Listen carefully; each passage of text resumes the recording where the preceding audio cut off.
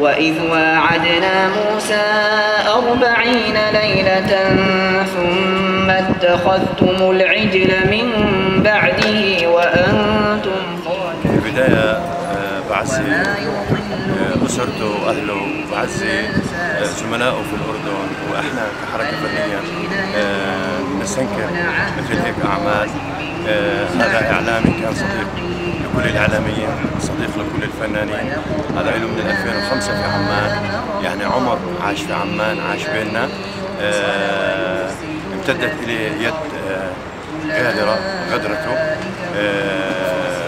طبعا احنا ما بنعرف شو ملابسات الحادث، لكن كل الشكر للأمن العام اللي استطاع في سويعات إلقاء القبض على هؤلاء الناس اللي قاموا بهذه الجريمة البشعة.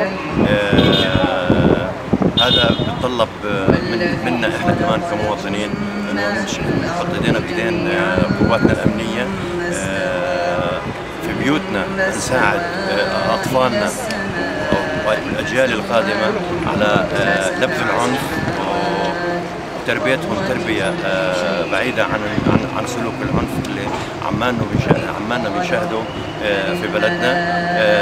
شيء مقلق، شيء مزعج، لكن أعتقد أن الأجهزة الأمنية صاحية لكل هذه الأشياء.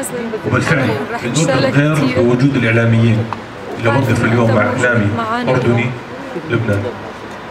ويا رب اللي عمل هيك كثير، لكن الموقف قدام كل الناس والمشاهد اللي بنشوفها طبعا من الاشخاص الحضور الفنانين وايضا اعلاميين، بعتقد هو ابلغ من اي حديث ممكن نتحدث فيه. اخر مره حكينا الله يرحمك يا مازن، رمضان ما قدرت، وان شاء الله طبق اقوى اخر مره شفته اقوى حكم واشد عقوبه على الاشخاص ما نشوفك احلى عريس خمست ايديهم. بس انت اكيد هلا عذربنا حبيبنا مازن، اكيد مرتبه احسن بكثير من هالدنيا. شكرا. الله يرحمه. إنا لله وإنا إليه راجعون. الله يرحمه مازن دياب، كان من الإعلاميين الرائعين في الأردن، كإعلامي لبناني أردني، حب الأردن والأردن حبته، كلنا حبيناه، كان أخونا. ونشكر الأجهزة الأمنية برضو اللي وقت قياسي يعني القبض على القتلة المجرمين. ونطلب من الله هيك يصبر أهله ووالدته وعائلته، وإنا لله وإنا إليه راجعون. الله يرحمك يا مازن. أحكي له الله يرحمه، الله يرحمه. بس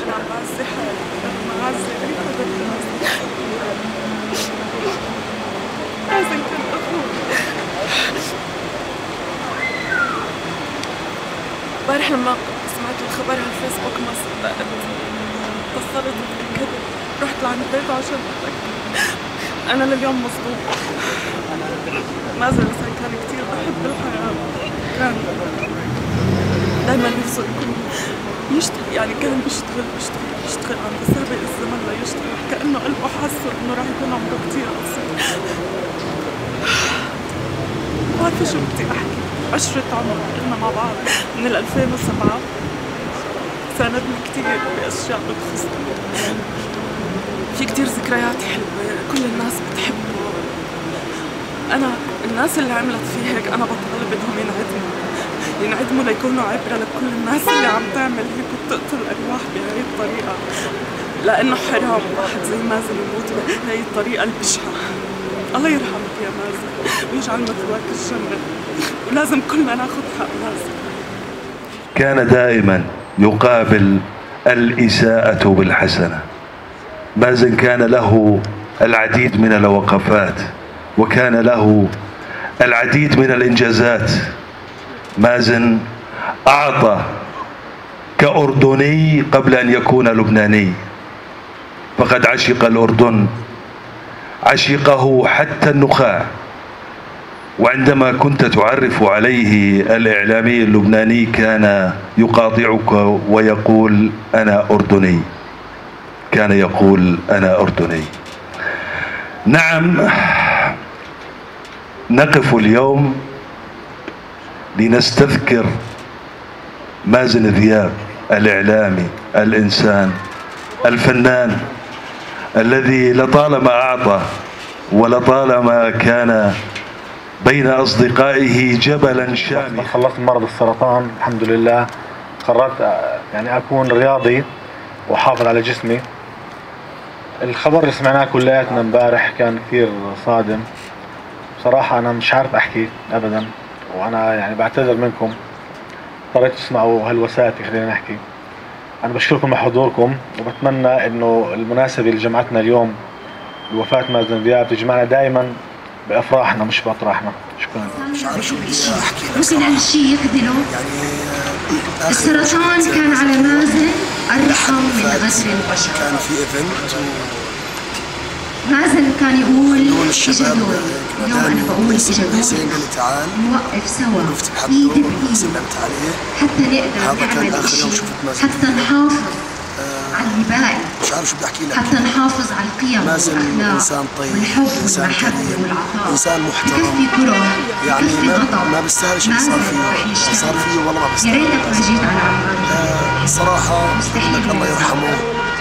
اشتغلت معه بسوق الغد، ما في عندي احكي والله صراحه. الله الخيمه هاي موجوده بس انه عشان نستنكر مقتل الاعلامي مازن دياب، عشان نوصل صورة لكل العالم إنه إحنا مازن عنده أهل في الأردن أكثر من أهله بلبنان، كثير محبين وكثير ناسه، وكلهم زعلانين زي ما أنتم شايفين، وكلهم متضايقين عليه، وإحنا وثقتنا كثير كبيرة بالأمن العام إنه يأخذ حق المغدور مازن دياب. والله يجيب. احنا اليوم بعزة صديقنا الإعلامي مازن دياب الله يرحمه ويصبر أهله يا رب. الخبر كثير يعني كان صعب وكان زي صاعقة علينا. نقول بس الله يرحمه والله ينتقم من اللي عمل هيك، لأنه مازن كان إنسان طيب، ما عمره كان مؤذي لحدا، وشخص كان محب، وكان في الأردن يعتبره بلده الثاني. يعني دائما كان يقول أنا عشت في الأردن 7 سنين وأنا بعتبر الأردن بلدي الثاني، وأنا حياتي كلها في الأردن. واحترم كل الفنانين الأردنيين والإعلاميين الأردنيين، وكان شخص منا وفينا، وإحنا كثير بنحبه وكثير يعني متضايقين على وفاته، بس قضاء الله وقدره، وإحنا بنؤمن في القضاء والقدر، وبنقول يا رب إنه العدل ياخذ مجراه، وإنه اللي سووا هاي الشغلة يكون في قصاص عادل لهم، يعني أقل شيء الإعدام. بداية يعني الله يرحم زميلنا وصديقنا وأخونا مازن دياب. هو الإعلامي الأردني اللبناني، وهو أردني قبل ما يكون لبناني. مازن مش بالبلد مش من يوم ويومين، من 10 سنين يعني. فأتمنى إنه إحنا كمذيعين بنعمل بالوسائل الإعلامية، كفنانين، كجميع النخب الموجودة هون حاليا بهاي الوقفة مع مازن، نكون يعني أدينا واجبنا اتجاهه ولو بأقل شيء. بدي أحكي إنه يجب إعادة النظر بكثير من القوانين اللي لها علاقة بمواضيع ومشاكل زي هيك، يعني قوانين انها تردع الشخص قبل ما يفكر يرتكب أي جريمة. ويعني ما بدي أحكي غير الله يرحمه والرحمة له يا رب. الله يرحمه. بنقولها دائما الله يرحمك يا مازن، الله يرحمك يا مازن. بعد ما سمعنا خبر صعقنا جميع الأردنيين، يعني هو الآن يجوز حديث الشارع الأردني مقتل مازن دياب، مقتل إعلامي لبناني عنده ولاء للأردن بطريقة غريبة، وأنا أعتقد أنه عنده قلبين، قلب الأردن وقلب للبنان. جدا مازن رائع متواضع دمث خلوق، لكن الطريقة اللي قتل فيها طريقة بشعة، طريقة يعني غير محببة. أنا حاب أشكر هنا برجال البحث الجنائي ومديرية الأمن العام بسرعة إلقاء القبض على الجناة، وإن شاء الله نتمنى عقوبة الإعدام لهم جميعا. وأنا أطالب من هنا من المعنيين ومجلس النواب الأردني بتفعيل عقوبة الإعدام، لأنه من عام 2006 وقفت عقوبة الإعدام. هذا شيء كأردنيين وإحنا غير خارجي عن القانون نطلب بكل ما أوتينا من قوة أن تعاد عقوبة الإعدام لكل مجرم تراود له نفسه قتل بني آدم بدم بارد. إحنا دائما بنقول إنه العربي لما يجي على الأردن بيجي نتأمل فيها الخير، نتأمل فيها الطيبة، ونتأمل فيها الكرم والعادات والتقاليد. يقتل شخص بحجم مازن دياب من الأردن، هذا عار علينا، أو عار على قوانيننا اللي مش رادعة بحق اللي قتل اللي بتقتل الناس البريئة، الناس اللي قدمت الإشي للبلد. مازن قدم الكثير للأردن أو للفنان الأردني أو للفن الأردني، فإحنا بنحب نستذكره بهذا اليوم، وبنقول للناس كلها إن الأردنيين الله يرحمه سيدنا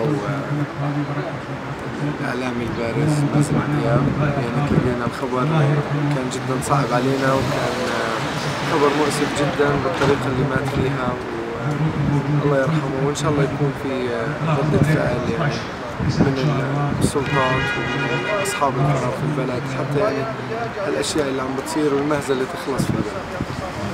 حاب أوصل رسالة إنه إحنا كل يوم صرنا نصبح بجريمة أو بجريمتين، فحرام اللي عم بصير ببلدنا الصراحة يعني. فإحنا ما تعودنا ولا عمرنا شفنا هيك، بس بزمننا هذا صرنا نشوف كل يوم جريمتين وثلاثة وأربعة.